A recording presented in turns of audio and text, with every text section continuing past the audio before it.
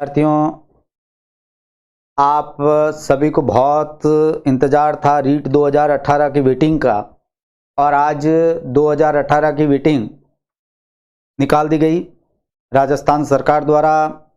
आपने देखा है इस वेटिंग को। जिन वेटिंग में जिनका सिलेक्शन हुआ है उनको मैं बहुत बहुत शुभकामनाएं देता हूं। पर कुछ बातें आप अच्छी तरीके से जानते हैं। अलग अलग तरीके से लोग कहते होंगे या सोचते होंगे, पर मेरा अपना तरीका है। मैं अपने हिसाब से आपको कुछ बातें कहना चाह रहा हूं। कल पटवारी का एग्ज़ाम स्थगित कर दिया गया। हमें तैयारी कंटिन्यू रखनी है, भले स्थगित कर दिया हो। सरकार की कुछ सुधारात्मक मंशा होगी इसलिए किया होगा। पर मैं आपसे बहुत एक कड़वा सच कहना चाह रहा हूं, किसी को बुरा लगे तो मुझे माफ़ करना। रीट वेटिंग आपने देखी है, लगभग 900 लड़कों की जो वेटिंग निकली है, और वेटिंग से पहले जो हम अनुमान लगा रहे थे कि जनरल जो 72% है वो एक नंबर नीचे आएगी, ओबीसी एक नंबर नीचे आएगा, एससी नीचे आएगा, एसटी नीचे आएगा। पर आपने देखा है कि वेटिंग के अंदर किसी प्रकार का ओबीसी में और जनरल में आप देख रहे हैं, तो मैं आपको बता दूं 70.67% तक रही है। और केवल ओबीसी की 17 लड़कियां फीमेल हैं जो नीचे लास्ट लिस्ट में है। किसी प्रकार का कोई रिजर्वेशन नहीं। और एससी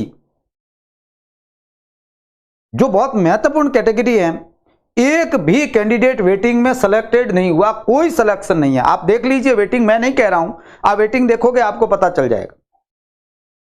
एसटी 64% थी, 64% पर नीचे आई है। पर इसमें सबसे बड़ा एक धोखा जो स्टूडेंट के साथ किया गया है, मेरा यह मानना है, वो रिजर्वेशन सिस्टम में किया गया है।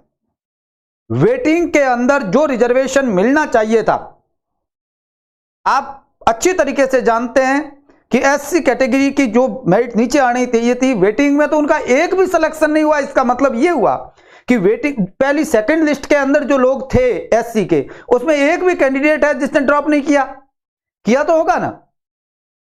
तो जब किया गया तो उसकी जगह पर आपने एससी के किस कैंडिडेट का सिलेक्शन किया? ओबीसी के जिन लड़कों ने ड्रॉप किया, वो ओबीसी कैटेगरी में आपने किसका सिलेक्शन किया? किसी का सिलेक्शन नहीं किया। मैं मानता हूं रिजर्वेशन सरकार का सामर्थ्यकारी उपबंध है, सरकार अपने तरीके से देती है, मगर यह कोई एहसान नहीं है भारत के नागरिकों पर कि सरकार ये इस प्रकार की व्यवस्था की है। हमारा राइट भी है। और इस कैटेगरी के साथ में जो एससी और ओबीसी के साथ जो हुआ है, हमें हक की लड़ाई लड़नी चाहिए। हमारी मांग जायज है तो हमें उठानी चाहिए। आपको लगता है कि वास्तव में हमारा हक मारा गया है तो हमें बात करनी चाहिए। कुछ बुद्धिजीवी तथाकथित लोग जो हैं, वो अपने आप में यह साबित करने में लग जाते हैं जो सरकार ने किया वो ठीक है। नहीं, जो सिस्टम के तहत हुआ है वो ठीक है। और सिस्टम में यदि कहीं ना कहीं लेकुना है, कहीं ना कहीं गड़बड़ है, कहीं ना कहीं यदि फ्रॉड हुआ है, कहीं ना कहीं धोखा हुआ है, तो हमारी बात को जायज तरीके से मैं उठानी चाहिए। और मैं आप सबसे अनुरोध करता हूं विद्यार्थियों से, भले ही आप एक कैंडिडेट होंगे, मैं मानता हूं कई ऐसे कैंडिडेट होंगे जो वेटिंग में बहुत लास्ट तक होंगे, उनका कोई लेना देना नहीं है, मैं मानता हूं इन चीजों को। परंतु ये कोई यहां नहीं है आज इनके साथ हुआ है कल और किसी के साथ होगा, हर भर्ती में होगा। और सरकार कहेगी इससे पहले ऐसा हुआ। किसी गलत को साबित करने के लिए यह जरूरी नहीं है कि आप पहले किया गया गलत कार्य सही सिद्ध करें। कुछ भी होगा, मैं ये मानता हूं कि संवैधानिक नहीं है। और जो चीज संवैधानिक नहीं है, जो हमारे देश की गीता के अनुसार नहीं है, गीता का मतलब हमारा कॉन्स्टिट्यूशन हमारे देश की गीता है, वो सब कुछ गलत है। मैं आपसे एक बात कहना चाह रहा हूं कि आप अपनी बात को जायज तरीके से उठाइए, मांग करिए और पूछिए उन लोगों से जो इस प्रकार के फैसले करते हैं। नीति निर्माण में अपनी भागीदारी निभाते हैं, उन लोगों से पूछिए कि आपने इस प्रकार की पॉलिसी किस प्रकार बनाकर वेटिंग निकाली है। क्या इन लोगों का हक नहीं था? और हक था तो मारा क्यों गया? विद्यार्थियों, मुझे नहीं कहना चाहिए किसान कहां बैठा हुआ है, आप अच्छी तरीके से जानते हैं। मैं किसी सरकार से, मेरा कोई किसी पार्टी से, पॉलिटिकल पार्टी से मेरा कोई लेना देना नहीं है। मैं केवल और केवल किसी वर्ग के साथ, किसी के साथ भी यदि अन्याय होता है, गलत होता है, तो आवाज उठाना मेरा ड्यूटी बनती है और मैं उठाऊंगा। और मैं आपसे कहता हूं कि आप भी, यदि आपका हक मारा गया और मेरी बात जायज लगती है, ठीक लगती है, सही लगती है कि वास्तव में इस कैटेगरीज के साथ में अन्याय हुआ है, तो आप इस बात को उठाना चाहिए। क्योंकि जो आज उनके साथ हुआ है वो कल आपके साथ होगा, परसों और किसी के साथ होगा, और एक दिन हर किसी के साथ होगा। आप कम से कम युक्ति संगत, बुद्धिगम में उद्देश्यपूर्ण निर्णय लीजिए। रिजर्वेशन के बारे में आप अपने आप में जो कह देते हैं, जो तय कर लेते हैं, वो ठीक नहीं है।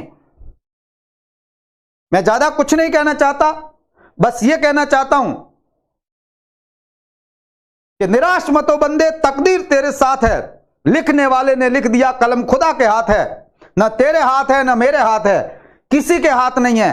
पर बात यह है, खुदा के सिवाय यदि कोई व्यक्ति गलत कलम चलाता है तो आवाज हमारी उठनी चाहिए। और यह हमारे इंसानी गुण होना चाहिए कि कहीं पर भी किसी भी तरीके का यदि कुछ भी गलत है तो आप उसको कहिए कि ये देखिए ये क्या है। कोई आदमी, सिस्टम के तहत आप काम करिए, आप सिस्टम के गुलाम होकर काम करने की जरूरत नहीं है। लास्ट में मैं केवल यह कहना चाहता हूं कि वर्तमान परिस्थितियों में आप देखेंगे तो मैं केवल यह कहूंगा कि वतन के हालात बताने लगूंगा तो पत्थर भी आंसू बहाने लगेंगे। जिसे सुना था जीवन का रक्षक, हमें क्या पता सताने लगेंगे, कैसे पार उतरेगी नैया जब मल्लाही किश्ती डुबाने लगेंगे। मेरे वतन को इन भूखों से बचा लो वरना ये कुर्सी तक को खाने लगेंगे। ये हालात हैं। और एससी और ओबीसी कैटेगरी के साथ, चाहे फीमेल हैं चाहे मेल कैटेगरी के अंदर आने वाली हैं, उनको सही प्रकार से रिजर्वेशन देकर आपको ये वेटिंग जो लिस्ट निकाली गई है इसको आपको सही युक्ति संगत साबित करना पड़ेगा, तब लोग मानेंगे। नहीं तो आप इस प्रकार के अन्याय को हम कभी सहन नहीं करेंगे। मैं आपको बहुत बहुत धन्यवाद देता हूं। मैं केवल ये कहना चाह रहा हूं, यदि मेरी बात ठीक लगती है, मेरी बात जायज लगती है, तो आप इस बात को हमें उठानी चाहिए और हमारी बात में बात को मिलानी चाहिए ताकि ये बात आगे तक जाए। मेरा कोई उद्देश्य नहीं है विरोध करना, मैं सही बात को सही कहना चाह रहा हूं। बस बात यह है, आपको लगता है सही है तो आपको सही माननी चाहिए।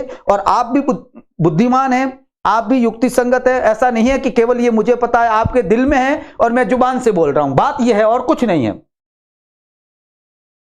इसलिए आप अपने दिल की बात को टटोलिए, एक बार सोचिए, और वास्तव में आपको लगता है कि नहीं ये बात ठीक है तो जो कहे कोई बात नहीं।